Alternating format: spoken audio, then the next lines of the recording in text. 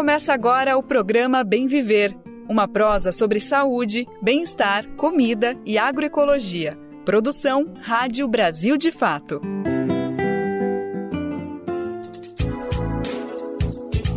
Eita, agora sim, agora podemos dizer com todas as letras. Enfim, é sexta-feira. Oi, oi, oi, meu povo, hoje é 9 de maio de 2025. E é aqui mesmo que a gente se encontra nessa frequência de uma vida mais leve, mais justa e mais solidária. É isso, né? Então a nossa sintonia tá certíssima. Hoje a nossa pauta vem carregada de agroecologia, ativismo ambiental popular, educação, natureza, fumaça branca e muito mais. Incluindo, com toda certeza, o andamento da Quinta-feira Nacional da Reforma Agrária. Eu sou o Daniel Lamir e com toda a equipe do Brasil de Fato, dizemos sempre, é um prazerzão e uma alegria fazer o bem viver para você. E nesse embalo a gente já puxa o que é manchete nesta sexta-feira. Conheça a horta comunitária Periferia Feminista do Morro da Cruz, em Porto Alegre, criada em 2021. Programação cultural da Feira Nacional da Reforma Agrária está recheada. Vamos saber quem vai passar pelo Parque da Água Branca até o próximo domingo. Cientista Carlos Nobre diz que o Brasil pode zerar a emissão de gases estufa até 2040. Prêmio Megafone mostra crescimento do ativismo ambiental popular no Brasil. Rede Nacional de Cursinhos Populares. Edital tem prazo prorrogado e propostas podem ser enviadas até o dia 14. E foi anunciado o novo Papa, Leão XIV. Naturalizado peruano, ele faz a primeira missa hoje. Conversamos com o padre Júlio Lancelotti para saber o que podemos esperar. E não é mistério para ninguém, né? Mas a gente reforça aqui, tá? Tem mais e você confere tudinho no Bem Viver completão que tá só na entrada. Programa Bem Viver. E vamos abrir o programa falando do fluxo campo-cidade, que olha, é bem mais dinâmico do que muita gente imagina, viu? Para começo de conversa, se a gente voltar no tempo, voltar um bocadinho, sabe, algo como uns 10 mil anos atrás, as primeiras civilizações surgiram por conta da agricultura, né? Quer dizer, é quase inseparável se falar na formação das primeiras cidades e da própria agricultura, né? Bom, mas aí a gente volta para cá, né? Volta para os dias atuais e reforça que essas relações permanecem em jogo. Só que dessa vez, talvez, um bocadinho mais complexas, né? E olha, se a gente pensar campo-cidade, cidade-campo, é troca que não acaba mais. Tem coisa que o campo oferece à cidade e vice-versa, como um emaranhado em que um é importante demais sempre para o outro. E essas relações firmam laços fortes em questões sociais, econômicas e culturais, entre outras. E na questão ambiental, olha, a ligação é intensa demais. Até porque, bem, a gente tem só um planeta, né? Por exemplo, a preservação ambiental da cidade afeta o campo. E do campo, obviamente, também afeta a cidade. Enfim, são relações praticamente infinitas que a gente poderia ficar fazendo aqui, né? E por isso, vale demais essa conversação entre campo e cidade para se construir um mundo melhor e mais justo a cada dia, né? Seja por experiências como a da Feira Nacional da Reforma Agrária, que vamos falar já já, ou por muitas outras país afora. Em Porto Alegre, por exemplo, a horta comunitária Periferia Feminista do Morro da Cruz foi criada em 2021. Por essa data a gente já sabe, né? Era um período difícil, ou seja, em plena pandemia de Covid-19. E esse foi um dos motivos que fez surgir mais essa experiência agroecológica na capital gaúcha. Clara Aguiar visitou o espaço e conta mais pra gente.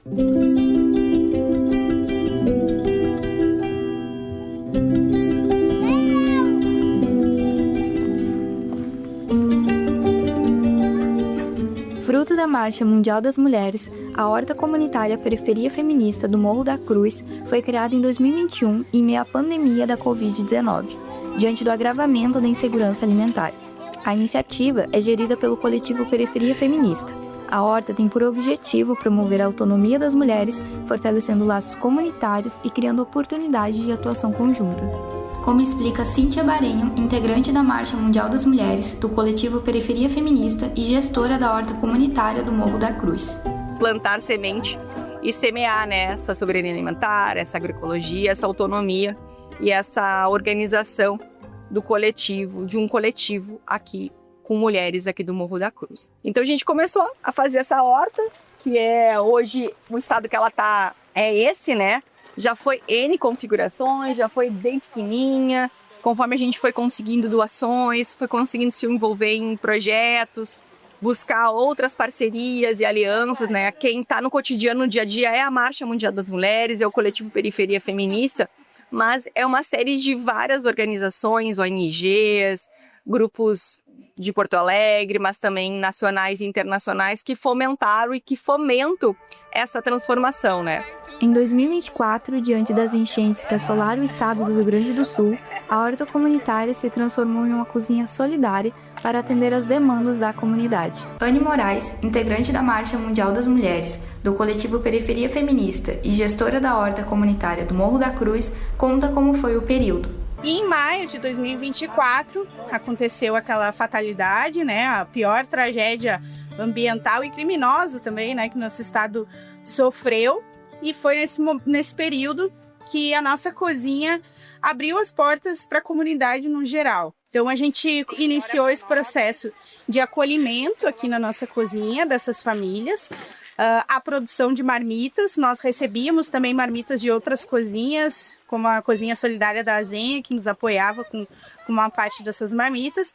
E ao longo desses meses ali, nós fizemos a distribuição de cerca de 1.000 ou mais marmitas ao dia para essas famílias. Então, nossa cozinha, desde maio do ano passado, seguiu aberta, nós não fechamos. Mudou a configuração também do projeto e da ideia, né, desse espaço da nossa cozinha, e nós seguimos atendendo a nossa comunidade. Nádia Meirelles, que lidera a cozinha da horta comunitária, relata sua experiência com o projeto. Estou aqui desde a enchente de maio. Fizemos mais de 1.500 marmitas para dar para o povo da rua, das periferias, as pessoas que estavam ajudando as moradias com as outras pessoas. Daí comecemos numa cozinha bem pequenininha, improvisada, que não foi nem inaugurada. Agora temos com toda essa cozinha aqui, projeto que vai ser crescer para ajudar a manter toda a cozinha e todo o povo que precisar de alimento. Muitas moradoras do bairro encontram no cultivo uma forma de empoderamento, ao mesmo tempo em que garantem alimentos frescos para suas famílias. Como explica Andréa Trindade, moradora do Morro da Cruz e voluntária na horta. E aqui nós plantamos tanto para nós, como também para a cozinha. Temperos, hortaliças, verduras. A manutenção da horta e da cozinha solidária é realizada em conjunto com a comunidade. A moradora do Morro da Cruz e voluntária na horta comunitária, Patrícia Mello, compartilha sua experiência. Minha função mesmo é na horta, de plantar, colher, limpar. E que nem a André falou, nosso chão é aqui plantar as verduras, legumes para manter a cozinha.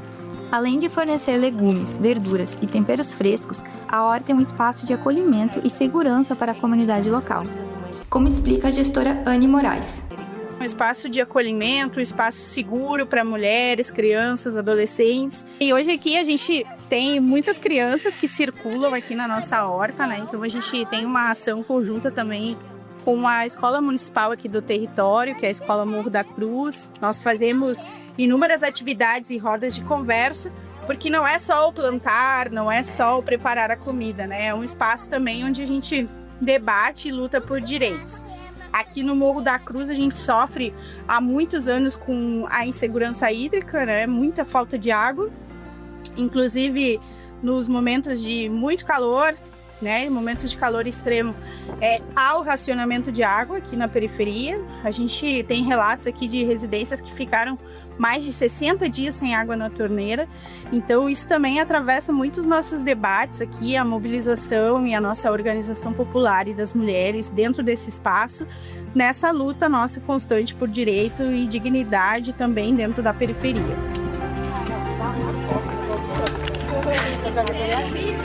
De Porto Alegre, da Rádio Brasil de Fato, Clara Aguiar.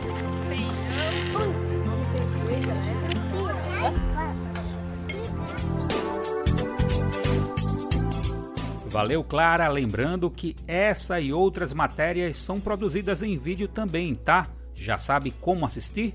Vamos lembrar que, além do rádio, o Bem Viver também está na TV. Várias emissoras pelo país apresentam as edições, mas para quem não encontrar, pode ver também no YouTube do BDF, ao vivo, a partir de 13h aos sábados, mas também no canal do YouTube ficam arquivadas as edições anteriores.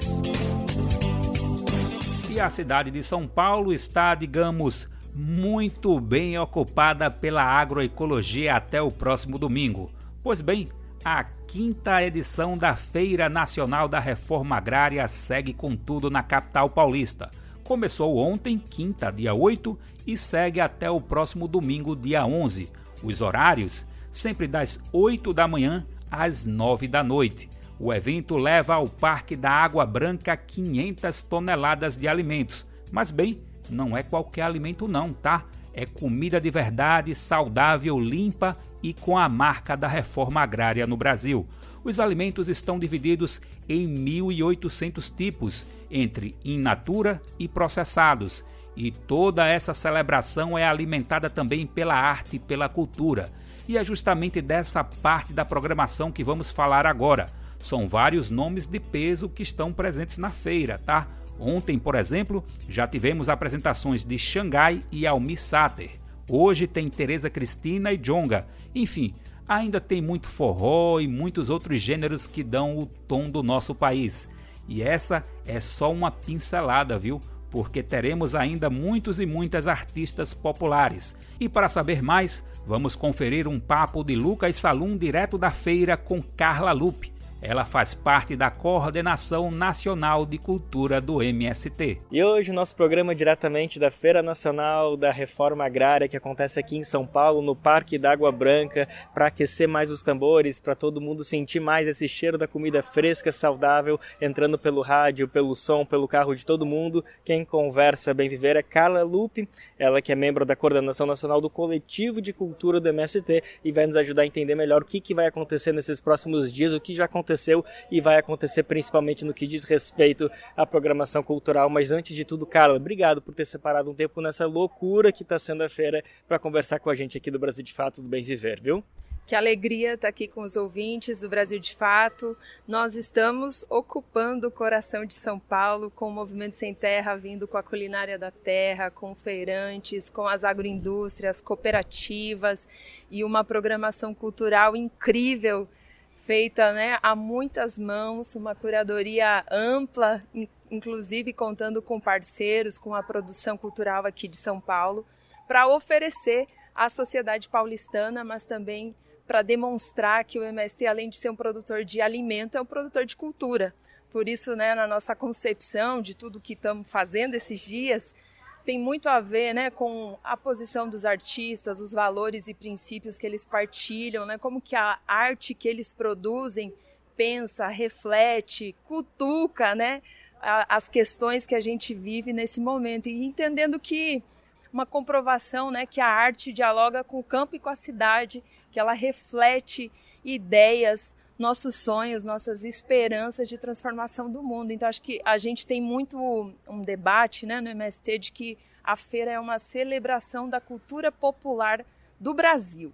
Sim, Carla, tu tá trazendo alguns nomes que já empolgam muita gente, né? E é muito interessante ver, o MST acaba entregando uma curadoria de mostrar que artistas que se vinculam com a luta, no caso a luta pela terra, pelos direitos fundamentais da alimentação, mas com certeza dialogam com outras questões progressistas dos direitos humanos, enfim. Então acaba sendo também uma curadoria que artistas você pode curtir e falar alto que você gosta, porque de fato eles vinculam com a ideologia, com tudo que a gente luta também. E eu queria queria que tu abordasse um pouquinho mais, tu já falou um pouquinho, tu já explicou, mas eu queria que tu aprofundasse um pouquinho mais como funciona essa curadoria. Se acontece, por exemplo, de vocês pensarem em artistas, nossa, esse seria fantástico, mas aí vocês pensam, puxa, esse na verdade não dialoga muito, ou se acontece justamente o contrário, tem os artistas, nossa, como que a gente vai convencer ele de vir, e aí vocês entram em contato e ele, não, com certeza pode deixar, nem cachê precisa, enfim, conta um pouquinho dos dilemas, das dificuldades e as potencialidades que é construir um festival que tem que ter música de qualidade, mas ao mesmo tempo vinculada com esses interesses de luta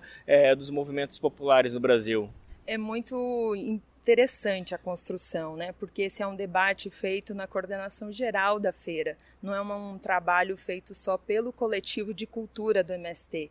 Ou seja, pensar a estratégia da cultura é uma tarefa de todo e toda sem terra. Então os debates são longos, a gente às vezes demora para decidir, mas ele tem muito a ver, né, com como é que os artistas dialogam, né, e pretendem se solidarizar com o MST, com a nossa causa, que é a luta pela terra, mas também com a nossa causa, que é a agroecologia, que é o cuidado com a natureza, a defesa dos povos indígenas, né, a organização do povo preto. A nossa curadoria também elabora desde aí, né, das raízes da nossa ancestralidade, porque isso tem a ver com a agroecologia. Tem que ser diverso, tem que ter várias texturas, tem que ser colorido. Na música, então, né, que acho que é o forte da feira, a gente analisa muito essas questões. Mas a gente entende que, além da música, nós somos seres humanos muito completos, né? Então, tem uma mostra de cinema que está rolando, tem o café literário com a participação de várias editoras, de compositores, né, de escritores que vêm fazer debates, lançamento de livro, tem oficinas que vão acontecer também, né, para pensar aí o envolvimento dos artistas nas escolas, nos centros de formação do MST, nos trabalhos urbanos que a gente realiza, né, seja no Armazém do Campo, seja no Espaço Elza Soares, que a gente tem aqui em São Paulo. Inclusive, isso tem sido um elemento forte, né? Uma maneira da gente conhecer o trabalho dos artistas é eles primeiro se apresentarem no Armazém do Campo, eles conhecerem o MST por ali, né, também. Além disso, a feira, né, tem esse conjunto de gente diversa de todo o Brasil. Você vai encontrar aqui, né, do norte ao sul, do leste ao oeste, a diversidade que é o povo camponês, né? Então essa celebração do alimento saudável é também uma parte que nos move, né, para organizar a curadoria. E um outro ponto que, né, acho que diz muito sobre como o MST se posiciona nesse momento é o debate ambiental, né, que a nossa arte seja produzida pelos grupos mais parceiros, os coletivos da cultura popular, seja o artista reconhecido nacionalmente, o que ele está pensando e elaborando sobre isso. Então a gente manda um convite, fala com a produção e é muito bonito o retorno, porque sempre é muito imediato e muito carinhoso, assim. O maior problema nosso dessa vez foi a agenda, né? Foi um pouco em cima, muito rápido. Nós fizemos essa feira com 57 dias. E foi bonito, por exemplo, né, a agenda do Almir Sater, ele falou, eu quero muito cantar para o MST, tenho um respeito para o trabalho de agroecologia que vocês têm feito, quero conhecer mais, mas eu só posso cantar no dia 8. E a nossa elaboração era o dia 8 não ter, né, um show como esse. Mas a gente falou, depois dessa resposta, não tem como. É a música agroecológica do Almir Sater, né, do Xangai, que também subiu o palco junto com ele.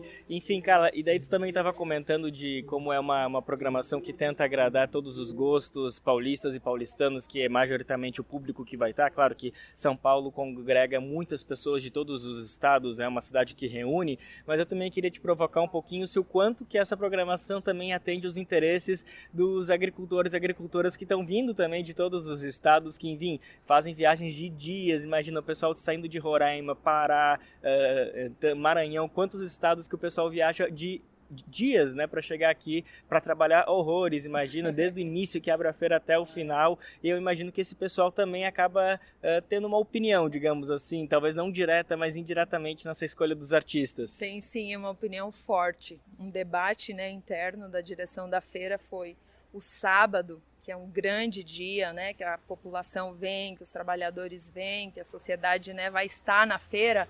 Nós queremos forró, nós queremos uma música que quem está na feira também se reconheça, né? E como o MST é muito grande, organizado no Nordeste, nós contemplamos essa programação convidando o Santana, o cantador, e o Maciel Melo, que vem fazer um show incrível, bonito, porque atende, né? Canta o sertão, canta o Nordeste de um modo completo. É uma música que, né, o camponês e a camponesa se reconhece, e não é só do Nordeste não, né? O forró agrada a todos, então principalmente o sábado teve esse elemento. E o domingo eu acho que também é esse lugar que contempla as demandas da diversidade do MST, né? De ter uma pauta LGBT, de ter uma pauta criativa, né, e ao mesmo tempo latente, assim como o Arnaldo Antunes faz, que dialoga com os jovens. Uma pauta grande, né, do MST, inclusive, é nós trazer Pablo Vittar numa das feiras. A gente contactou com ela ficou bastante emocionada, respondeu dizendo que seria uma honra, mas, né, infelizmente por questões de agenda, nessa vez ela não pôde vir. Então a gente tem sentido assim, né, que essa influência interna ela tem que ser considerada, senão não tem feira.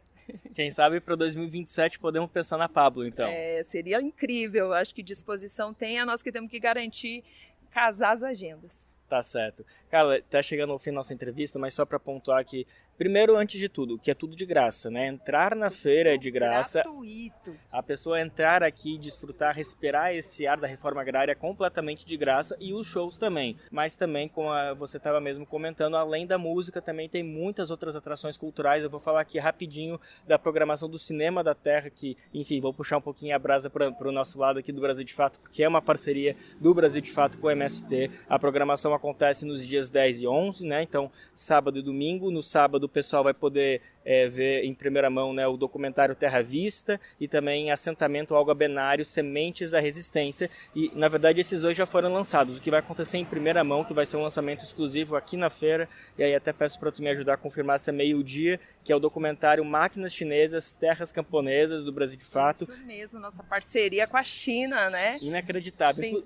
Pensando a tecnologia, né, uma agroecologia que é humanizada e é à frente, né? Ela não é penosa, por isso essa parceria com a China ela é fundamental, assim, né, para a gente ter acesso a máquinas e a melhoria da produção agroecológica. Tenho certeza que quem vier e não está sabendo vai se surpreender muito, até porque logo que tu entra na feira, logo se depara já com uma pequena amostra desses equipamentos que foram trazidos, eu não sei se justamente dos assentamentos no Nordeste, que é onde estão chegando esses equipamentos, então as pessoas já vão poder entender um pouquinho da dimensão. São equipamentos pequenos, mas o impacto que eles estão tendo são gigantes, e o documentário vai ajudar a mostrar tudo isso. Bom, isso a gente estava falando da programação de sábado. No domingo também tem mais cinema, vai ser a vez de O Fantasma Ronda ao Acampamento, que é uma produção de 2020, depois Transsexualidade, Travestilidade e Reforma Agrária Popular desse ano, e por fim Comum Não Nada, de 2024, um documentário do Brasil de Fato que acompanhou um tanto quanto das eleições da Venezuela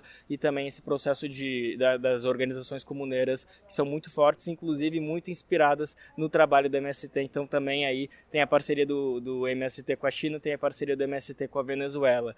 Bom, agora sim, para encerrar, eu queria que explicasse um pouquinho mais já falou, né, do sábado, que vai ser esse forró pesado para todo mundo dançar, então venha com um sapato confortável, por favor. Isso aí. E no domingo tem esse festival que ele é muito lindo pelo nome dele. Já eu queria que antes de falasse da programação, claro que inevitavelmente tu vai falar da programação, mas eu queria que tu explicasse um pouquinho desse nome, né, Festival por Terra, Arte e Pão.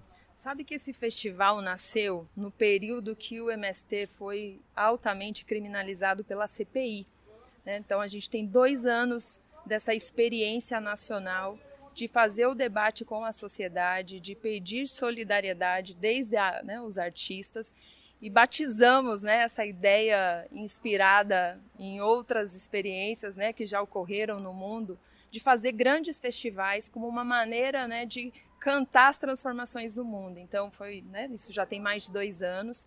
A gente realizou 16 festivais naquele período da CPI. Nós tivemos uma resposta rápida e muito impactante, porque foram muitos artistas envolvidos no Brasil todo, e por isso o MST também acha que precisa celebrar essas conquistas. Então, essa junção, né, de terra, arte e pão, porque a gente não quer só comida, como canta o Arnaldo Antunes. Com certeza. Nessa Carla Lupe, membro da Coordenação Nacional do Coletivo de Cultura do MST, trazendo toda essa programação cultural fantástica que tem esses nomes de peso gigantes da música popular brasileira, mas não só, tem muito também dessa viola, dessa música que dialoga diretamente com esse trabalho da agricultura do MST. Isso é muito importante de ressaltar, não é só de grandes nomes que se faz essa festa, é também desse afeto carinhoso, próximo, palcos menores que também permitem mais contato com o público. Então, só para retomar e ninguém se perder, agora na sexta-feira tem a Tereza Cristina, logo depois o Djonga. Isso. No sábado, então, tem Santana o Cantador, que é o forró pesado, certo? Com Maciel Melo, né, de participação especial. Olha só. E aí no sábado, daí no domingo, sim, que a gente tem essa programação do festival, que daí é importante, isso que eu queria que tu explicasse pra gente, são essa enormidade de nomes entre FBC, Marina Lima, Arnaldo Antunes, muita gente, mas não digamos apresentações curtas, né? Cada um sobe no palco 10 minutinhos. Como funciona, Carla? Na verdade, é um trabalho coletivo dos artistas, uma demonstração, né, de que é possível dialogar e conduzir uma noite de 2 horas de show combinada, em que cada um canta suas canções, mas também tem canções coletivas. Por isso que a gente, inclusive, não divulgou um horário específico de cada um, porque é um trabalho comum. Eu acho isso muito generoso dos artistas, né? Nesse dia, pensar coletivamente como celebrar a terra, a arte e o pão com as canções que eles trabalham, né? Em nível nacional, enfim, no seu trabalho, mas cedendo, né? Não tem mais ou menos espaço, né? É uma coisa muito conjunta. Tá ótimo. Então, Carla, obrigado mais uma vez por ter separado esse tempinho. Ela já olhou no relógio aqui porque eu sei que a coisa tá pegando, não tem como tirar mais um minutinho dela. Obrigado pela disponibilidade para conversar com a gente, convocar as pessoas que já são mais do que convocadas, mas enfim, para todo mundo já sentir o calor do que está sendo a Feira do MST. Começou na quinta-feira, se estende até domingo, entrada gratuita, aqui na zona oeste, central de São Paulo, Parque da Água Branca, é só chegar, é fácil de chegar de metrô, basta baixar ali na estação Barra Funda, também tem muito ônibus que passa aqui pela Avenida Matarazzo, enfim, dá para vir de bicicleta, são várias as maneiras de chegar, o importante é trazer o coleguinha, é trazer a coleguinha e todo mundo se aproximar, comer gostoso e curtir uma música de qualidade. Obrigado, viu, Carla? Um abraço, gente, vem para a Feira da Reforma Agrária. Valeu, Lucas. Lembrando que quem não estiver na feira pode conferir tudo com a cobertura do BDF. Entra no brasildefato.com.br ou nas redes sociais, além daqui da Rádio Brasil de Fato. Programa Bem Viver, sua edição diária sobre saúde, bem-estar, comida e agroecologia. Ei, chega aí, quero bater uma prosinha contigo. Sempre é tempo de um recadinho que venha do coração, né? Então presta atenção porque eu tenho aqui comigo um bilhete sonoro que vem cheio de carinho. E ele é de toda a equipe do Brasil de Fato, direto para você que tá aí com a gente nessa caminhada. Não esquece da gente não, tá? É que precisamos da sua força para continuar fazendo o nosso jornalismo sério e de confiança. Tudo com aquele olhar popular que você já conhece, confia e valoriza. Nosso compromisso é com a verdade, com os povos, com o mundo. Então, é com você. E olha só, de um jeito simples, você pode nos ajudar e fazer toda a diferença. É só entrar no nosso Apoia-se, a plataforma onde dá para contribuir com o valor que couber no seu bolso. Chega mais nessa parceria para combater a desinformação e construir um futuro mais justo para todo mundo. Topa? Então vem com a gente, é só acessar apoia.se/Brasil de Fato. E ó, o link também está na descrição desse episódio aí na sua plataforma de podcast favorita. Tamo contando contigo, tá? O Brasil tem tudo nas mãos para zerar suas emissões de gases do efeito estufa até 2040, mas está perdendo tempo e as consequências dessa inércia já batem na nossa porta.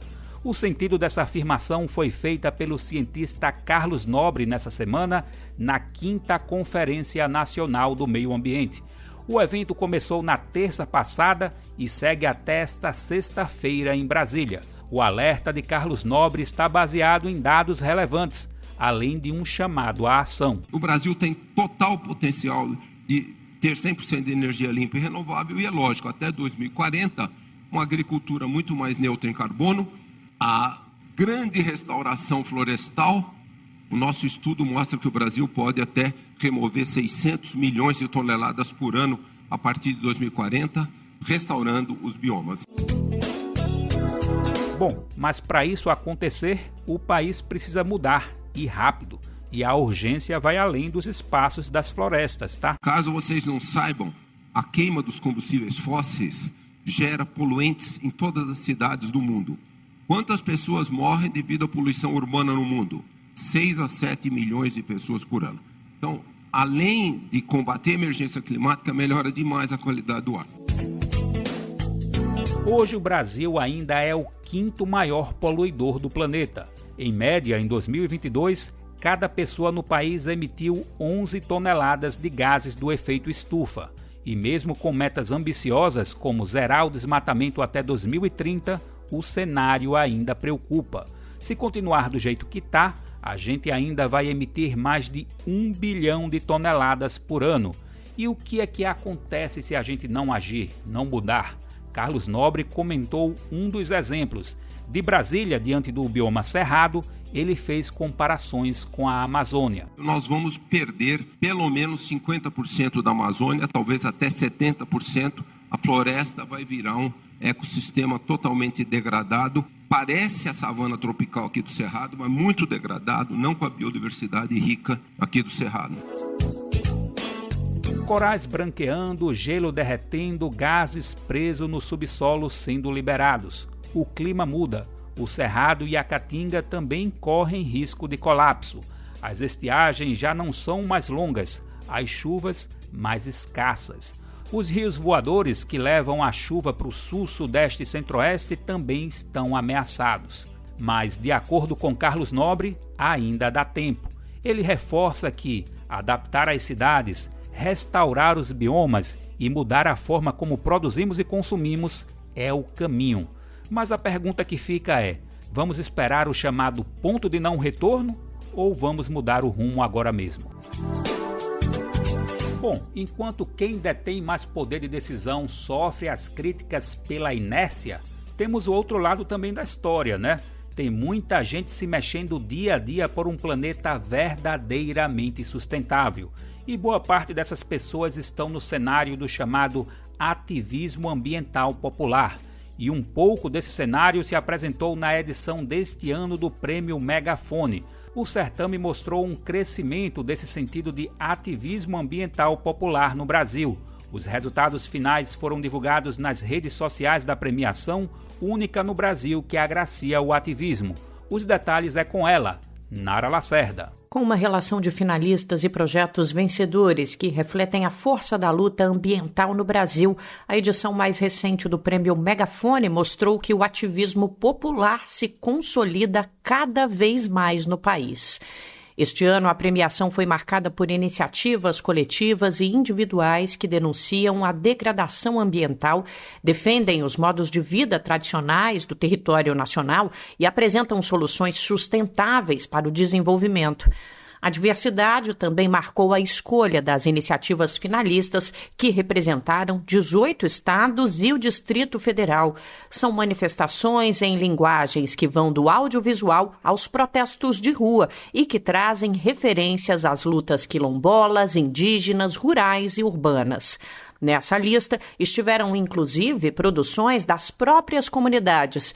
Na categoria videoclipe, por exemplo, estava o trabalho da Nascente Afós, do grupo Suraras do Tapajós, formado por mulheres indígenas. O coletivo se dedica à resistência pela arte por meio do carimbó. Na mesma categoria, a canção Nenhum Hectare a Menos também é fruto do trabalho das populações tradicionais brasileiras, de autoria de artistas e comunicadores do quilombo Calunga, que fica na Chapada dos Veadeiros, em Goiás. Ela fala sobre a luta pela terra e pela preservação, em contraponto à grilagem e à especulação. O prêmio também foi marcado por projetos que mostram os impactos da destruição ambiental no cotidiano de diversas comunidades brasileiras. A seca no Amazonas esteve representada na imagem do fotógrafo Bruno Kelly, que retratou uma expedição de monitoramento dos efeitos das mudanças climáticas em populações de botos vermelhos.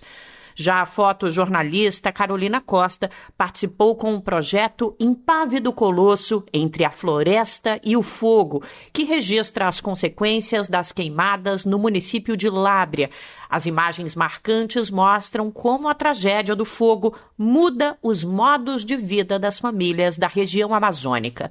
Primeira e única premiação do ativismo brasileiro, o Megafone agracia ações em 14 categorias, em formato presencial, como ocupações e manifestações, além de arte de rua, documentários, fotografias, cartazes, músicas, perfis nas redes sociais, reportagens e jovens ativistas. De São Paulo, da Rádio Brasil de Fato, Nara Lacerda. Valeu demais, Nara, e é isso. Precisamos pensar a questão ambiental como uma expressão ampla de sentidos e significados, algo que a arte é também muito potente para fazer, né? Eita, que chegou aquele momento da gente encher o peito de orgulho e aquecer o coração. É que vamos celebrar a rede que faz o Brasil todinho sintonizar o bem viver. É você aí, sou eu aqui, somos milhares espalhados pelo nosso Brasilzão. Todo mundo nessa parceria em cada pedacinho do país. É muita conexão, minha gente, rádios que estão com a gente na luta, na resistência e na defesa da vida. E aproveitando essa frequência boa, vai aqui o nosso abraço cheio de gratidão para cada pessoa que nos ajuda a ecoar o bem viver. Valeu demais por estar com a gente. E nesse embalo, a gente tem que dizer que o que está bom pode ficar ainda melhor. Se você faz parte de uma rádio e está a fim de chegar junto, a porta está aberta, viu? É só dar um pulo no nosso site brasildefato.com.br, clicar em Rádio Agência e depois em Seja Parceiro. Pronto, tá tudo certo. E a gente traz mais um recadinho importante aqui. Se alguém perder o programa na rádio, tem problema não. Fica tranquilo, fica tranquila, é que o Bem Viver também tá nas plataformas de podcast. É só buscar aí no Spotify, Deezer, iTunes, Google Podcasts ou ir direto no site do Brasil de Fato. Escute como e quando quiser, tudo do seu jeito, no seu tempo. Porque é aquela história, né? Informação boa, a gente espalha como quem planta semente e colhe consciência por um mundo melhor. E o papo agora é sobre educação e mais especificamente da Rede Nacional de Cursinhos Populares. É que o edital para o setor teve prazo prorrogado e as propostas podem ser enviadas até o próximo dia 14. No total, até 130 propostas serão selecionadas. Mais informações agora com Martina Medina. O Ministério da Educação prorrogou até o dia 14 de maio o prazo para envio de propostas à Rede Nacional de Cursinhos Populares. A iniciativa é voltada ao fortalecimento de cursinhos comunitários que preparam estudantes de baixa renda para o Enem, o Exame Nacional do Ensino Médio, e outros vestibulares. Cursinhos populares formais e informais, com ou sem CNPJ, podem participar da seleção. A documentação deve ser enviada até às 18 horas no horário de Brasília, do dia 14. No caso de iniciativas informais, é necessário apresentar um acordo de parceria, conforme previsto no edital. Ao todo, até 130 propostas serão selecionadas. A prioridade será dada a cursinhos gratuitos e que não recebem apoio financeiro direto ou indireto. O processo de seleção será realizado em 3 etapas: análise documental, análise técnica e seleção final. Lançado em março de 2025, a rede de cursinhos populares tem como foco garantir suporte técnico e financeiro a iniciativas que ampliem o acesso ao ensino superior. O público-alvo é composto por estudantes da rede pública, especialmente negros, indígenas, quilombolas, pessoas com deficiência e jovens de baixa renda. De São Paulo, da Rádio Brasil de Fato, locução Martina Medina. Valeu, Martina. E o surgimento da Rede Nacional de Cursinhos Populares vem de diversos espaços sociais. É da organização comunitária, do engajamento estudantil, do voluntariado docente, de movimentos populares, entre muitos outros. E é dessa riqueza de relações que a proposta vai além de buscar a aprovação no Enem. É óbvio que essa é uma questão importantíssima, mas não é tudo, ou o todo, da vida da população.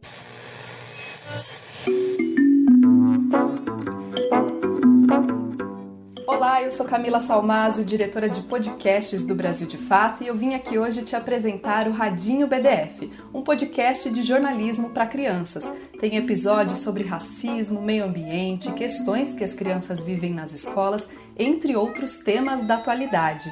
Aqui no Brasil de Fato, a gente acredita que jornalismo é sim coisa de criança, dependendo da linguagem e da abordagem dos assuntos. E mais do que fornecer informações de qualidade para as crianças se forjarem enquanto cidadãos, a gente também quer ouvir as crianças. Então eu te convido a conhecer e a ouvir o Radinho BDF. É só procurar por Radinho BDF no Spotify ou na sua plataforma de podcast preferida. Eu espero você lá! Olha aqui, é importante você saber que não é só no rádio, na TV, no site, nas redes sociais que dá para acompanhar o nosso Brasil de Fato, tá? Já pensou em receber as principais notícias no seu e-mail? Para isso, basta se cadastrar no nosso site e escolher os temas que mais te interessam. Assim você não perde nadinha sobre os acontecimentos aqui no Brasil e no mundo. E tudo com aquela análise crítica e popular que só o nosso BDF tem. Acesse agora brasildefato.com.br/boletim. Eu vou repetir, tá? brasildefato.com.br/boletim. Fique por dentro e se informe com a gente. Você está ouvindo o programa Bem Viver, uma prosa sobre saúde, bem-estar, comida e agroecologia. Enfim, estou falando do final de semana que chegou? Também, né? Mas, enfim, também tivemos fumaça branca no Vaticano e o assunto entrou em pauta no nosso Conversa Bem Viver. Então, Paroche, solta aí a vinheta pra gente. Conversa Bem Viver com Lucas Salum. E abemos um novo Papa. Nem demorou tanto, né? Havia uma expectativa que poderia ser quase uma semana para a gente saber quem seria o sucessor do Papa Francisco, mas em questão de 2 dias, os cardeais do Vaticano já soltaram a fumaça branca, anunciando então que temos um escolhido, que é o cardeal estadunidense Robert Prevost, que vai adotar o nome de Leão XIV. Ele com 69 anos, é natural de Chicago, mas é muito interessante que ele tem boa parte de toda a trajetória dele dedicada especialmente na América Latina, no caso do Peru, onde ele adotou muito junto às comunidades eclesiais de base. Bom, para saber mais então de quem é esse novo Papa, o que a gente pode esperar, é com muita alegria que a gente anuncia que quem conversa Bem Viver é o padre Júlio Lancelotti, coordenador da Pastoral do Povo da Rua aqui em São Paulo. Desde já, padre, muito obrigado por atender mais uma vez nós aqui do Brasil de Fato, viu? Eu que agradeço. E lembrar que o Papa é peruano também. Americano, mas naturalizado peruano. O que, de certa forma, já mostra que há um legado do Papa Francisco em vigor, afinal teremos mais um Papa latino-americano. Padre, por favor, então conta como que o senhor recebeu essa notícia do novo Papa. Eu acredito que o cardeal Prevost estava já, de certa forma, sendo previsto como um possível sucessor do Francisco. É interessante que ele não aparecia com tanta evidência quanto outros, e sempre é interessante aquele ditado, aquele adágio, que quem entra papa sai cardeal. E dessa forma parece que dessa vez novamente isso se confirmou. Mas o que me surpreendeu bastante, até agora estou refletindo, o nome Leão XIV. É um nome que, desde 1800, quando tivemos o Leão XIII, não era um nome lembrado. Mas Leão XIII é o Papa da doutrina social da Igreja, é o Papa autor da Rerum Novarum, é a primeira encíclica e do magistério da Igreja voltada para os trabalhadores, para os operários, para a visão crítica do mundo do trabalho e a visão da questão da classe trabalhadora, que nesse sentido significa todos os que estão envolvidos no mundo do trabalho e que hoje são tão marcados pelo capitalismo neoliberal e com o advento da inteligência artificial que vai desempregando. Mas sabe o que me chamou mais a atenção? Eu estava refletindo agora que discípulo de São Francisco, muito querido de São Francisco e muito próximo, era o Frei Leão. E o Frei Leão era tão próximo de São Francisco que o Francisco escreveu uma carta muito afetuosa, muito querida para o Frei Leão, o Frei Leone, que era o Frei Leão, que convivia com São Francisco. Então, isso me chamou muita atenção. Depois de um Francisco, um Leão. E o Leão Magno, São Leão Magno, o primeiro Papa com o nome de Leão, que é o Leão I, e que ficou conhecido como Leão o Grande, Leão Magno, e que é um santo muito importante no calendário romano, é o que defendeu Roma e expulsou Átila, o Huno. Ninguém sabe o que é que o Papa Leão Magno, o Leão I, conversou com o Átila. Mas ninguém conseguia conversar com o Átila. E o Leão Magno se paramentou com os paramentos litúrgicos e foi ao encontro de Átila, o Huno, que era chamado flagelo de Deus. E convenceu, ninguém sabe o que foi que eles conversaram, mas convenceu o Átila a se retirar para os Alpes. Isso está na história como que o Papa Leão, o Leão Magno, o Leão Grande, conseguiu defender Roma e expulsou os hunos, e o Átila foi embora. E agora o Leão XIV disse que o mal não vencerá, que o bem vencerá o mal. Todos esperavam em Roma, quando o flagelo de Deus chegou, o Átila, que ele iria destruir Roma. E o Papa Leão Magno, com a autoridade dele, de Papa, com a autoridade que alguns dizem que o Átila teve uma visão, e que o Átila, olhando para o Papa Leão, viu São Pedro e São Paulo defendendo Roma. Então, isso é muito significativo, essa continuidade do nome Leão, e chegarmos ao Leão XIV, e um Leão depois do Francisco, o irmão Leão, o grande e querido amigo de São Francisco, o seguidor que recebeu a carta afetuosa, amorosa de Francisco. Então, acredito que isso é um sinal muito bonito e um sinal muito marcante. Eu imagino que o Papa Leão XIV tem isso tudo na sua memória. São Leão Magno enfrentando Átila e o irmão Leão, amigo, querido e seguidor de Francisco. Poxa, padre, que importante trazer todo esse contexto histórico que realmente nos ajuda a entender que caminhos que podem ser estão sendo traçados a partir de agora. E aí me veio uma pergunta que me parece que o senhor acabou de responder, mas eu vou reafirmá-la agora. Podemos dizer, então, que a vontade do Papa Francisco foi confirmada com essa decisão do Vaticano? Eu acredito que seja assim a vontade do Francisco. O Papa Francisco, na sua grandeza, e numa grandeza que nunca vai diminuir, a beleza do pontificado de Francisco, semeou várias sementes. O cardeal Prévost, que Francisco fez cardeal e trouxe para a Cúria Romana, para o dicastério dos bispos, é uma das sementes de Francisco. É o irmão Leão de São Francisco de Assis.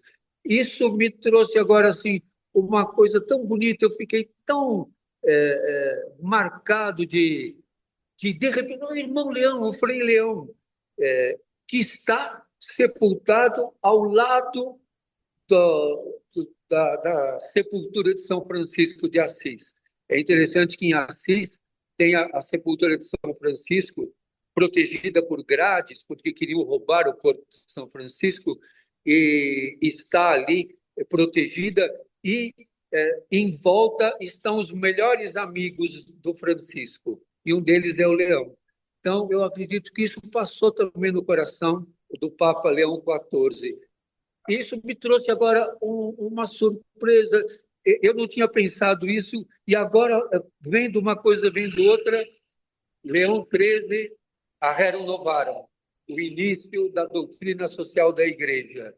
Leão Magno, que defendeu Roma e expulsou Átila, o flagelo de Deus, Átila o Uno, e o Frei Leão, amigo querido de Francisco. Ó, que coisa bonita! Sim, sem dúvida.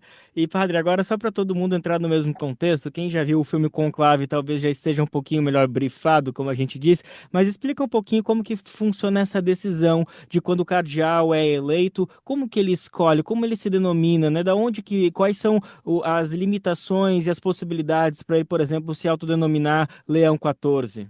Olha, isso já está na mente deles. E quando as votações vão se dando, o próprio cardeal percebe que o nome dele está aparecendo muito.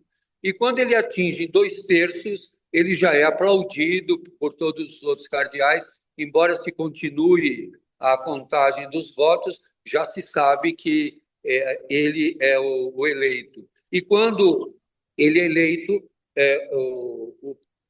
o dirigente do conclave se dirige ao Papa eleito e pergunta: você foi eleito sumo pontífice, você aceita? E ele diz: aceito. Ele diz: com que nome você quer ser conhecido? E aí a pessoa que disse Leão XIV, foi o nome que ele disse, o nome Leão. E nesse momento todos o saúdam e o Papa vai para a Capela das Lágrimas para se revestir com as vestes papais e volta para junto dos cardeais, onde recebe o juramento de fidelidade e obediência de todos eles. E depois é apresentado para a multidão que está na Praça São Pedro e para o mundo. O Papa Leão XIV deu a sua bênção Urbi et Orbi e já deu pistas. Ele usou uma expressão muito cara no pontificado de Francisco, que é a sinodalidade e a saudação de paz para todos, para todos. Então, é a herança do Francisco, o legado e, sobretudo, o legado e a força de Jesus. E o Papa Leão XIV, que já está no nosso coração, diz: o bem vencerá o mal.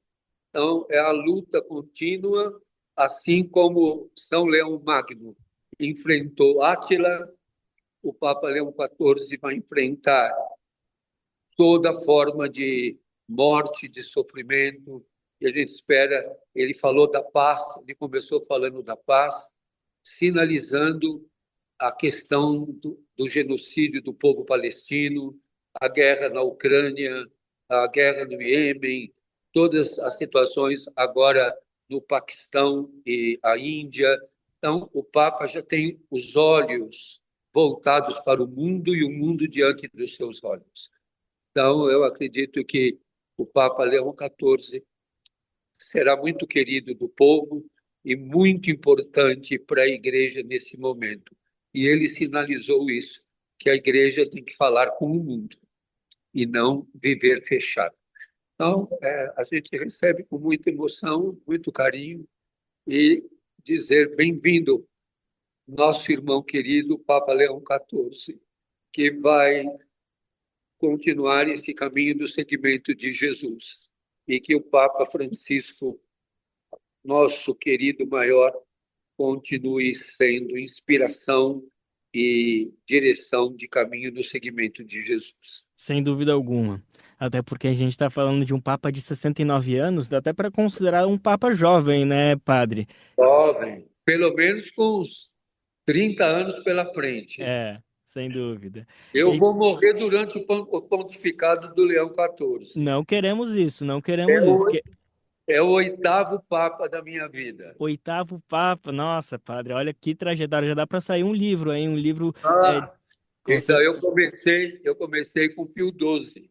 Olha e só. Acompanhei com muito carinho todo o pontificado de João XXIII, depois com muito carinho todo o Concílio Vaticano II, a conclusão do concílio com o Papa Paulo VI, depois a breve passagem do Papa querido João Paulo I, depois o longo pontificado marcante para o mundo de João Paulo II, o pontificado de Bento XVI, o pontificado amoroso, misericordioso de Francisco, o misericordioso, e agora Leão, a força do amor de Deus. Ei, padre, eu sei que o seu tempo é curto, mas só tem mais 2 questões que eu queria tratar com o senhor, que você estava destrinchando muito bem, né, sobre muitas questões que a gente pode esperar que o Leão XIV deve dar prosseguimento, deve dar continuidade no legado de Francisco Misericordioso. Mas tem uma questão fundamental que eu gostaria de ouvir do senhor, que um dos pontos altos do Papa Francisco era a inclusão da população LGBTQIA+, dentro da Igreja Católica, com frases realmente disruptivas frente a tudo que a gente já viu da Igreja Católica nesses milhares de anos que a gente pode trazer da história. A gente pode esperar também uma continuidade nesse sentido de Leão XIV, pelo que o senhor sabe? Olha, ainda é muito cedo para dizer, não ouvimos nenhuma declaração, mas eu não acredito que nós possamos ter um Papa homofóbico. E um Papa que vem nessa tradição, nessa genealogia do Francisco, e ele já disse, a Igreja para todos, paz para todos, não excluiu ninguém. Ele não falou paz só para esse, só para todos. Então, quando se fala todos, está se falando todos. Perfeito. E, padre, algo importante, então, para a gente já começar a se acostumar no momento de denominar, de falar a respeito, de citar o novo Papa, é importante, então, que a gente tenha em primeira mão que ele é um Papa latino-americano, peruano, antes de estadunidense. Ele é nascido em Chicago, mas ele se naturalizou peruano. E a gente pode, como eu chamo Francisco de misericordioso, eu já tenho na minha cabeça, e você me ajudou a pensar isso, Leão, o corajoso. Temos a denominação, então, aí, claro, que a história vai poder provar se é, de fato, é justo, mas já temos um bom indicamento. Bom, padre, e só para fechar aqui, o senhor já tinha algum contato, se já trocou alguma carta, já esteve presente em algum momento, em alguma ocasião, junto com o novo Papa? Em algum momento já chegou a trocar algum tipo de contato, ou é a primeira vez mesmo que está realmente conhecendo a trajetória dele? Não, a gente conhecia já a trajetória dele como prefeito de dicastério dos bispos e como essa trajetória latino-americana. Mas eu nunca tive contato pessoal com ele. Mas logo vou escrever uma cartinha para ele, mandando a saudação de toda a população de rua de São Paulo e do Brasil, pedindo a sua bênção apostólica. Nós estamos muito felizes. Bem-vindo, querido e santo Padre Leão XIV. Maravilha. E assim que eu obtiver uma resposta, por favor, contate a gente, que vai ser uma emoção saber que o Papa está aqui olhando para o Brasil, mas principalmente para esse povo tão importante, que o povo em situação de rua, que o senhor tem um trabalho fenomenal, que já foi reconhecida pelo Papa Francisco. Eu tenho certeza que Papa Leão XIV também vai conseguir olhar com os olhos de coragem que o senhor acabou de denominar. Padre Júlio Lancelotti, obrigado mais uma vez pela disponibilidade para conversar com a gente nesse momento tão emblemático para entender os futuros da Igreja Católica e, é claro, do mundo como um todo. Amém. Abraço. Conversa Bem Viver com Lucas Salum. Valeu, Lucas. Lembrando que as edições do Conversa Bem Viver estão sempre no Spotify e no site brasildefato.com.br. Bem, por hoje e pela semana, foi. A gente anuncia que a edição do Bem Viver desta sexta-feira fica por aqui, segunda tem mais, tá? O Bem Viver vai ao ar de segunda a sexta-feira na Rádio Brasil de Fato. Você sintoniza em 98.9 FM na Grande São Paulo. Outra opção para ouvir, e essa dica vale para quem estiver em qualquer lugar, tá? É a nossa transmissão online. Dá um pulo em brasildefato.com.br e confere. E nosso eco vai ainda mais longe, viu? Temos muito orgulho de fazer parte de uma parceria incrível com centenas de rádios. Por isso, em vários lugares desse nosso Brasilzão entramos também em outros horários. A lista completa de emissoras você encontra no nosso site na matéria de divulgação diária do programa. A gente reforça aqui o agradecimento a esses veículos por estarem com a gente. E aí, pensa que as nossas opções acabaram? Não. O Bem Viver também fica disponível como podcast no Spotify, Deezer, iTunes e Google Podcasts. O roteiro e a apresentação dessa edição foi comigo, Daniel Lamir. Também fiz parte da edição e produção, mas com os amigos Lucas Salum e Douglas Matos. Já os trabalhos técnicos contam com um time de mão cheia: André Paroche, Adilson Oliveira e Lua Gattinoni. A coordenação de áudio e vídeo é com Monize Ravena. A direção de programas de áudio com Camila Salmásio. A direção executiva é de Nina Fidelis. E ainda temos o importantíssimo apoio de toda a equipe de jornalismo do Brasil de Fato. Valeu, gente, um grande abraço, uma ótima sexta, bom fim de semana e até a próxima. Você ouviu o programa Bem Viver, uma prosa sobre saúde, bem-estar, comida e agroecologia.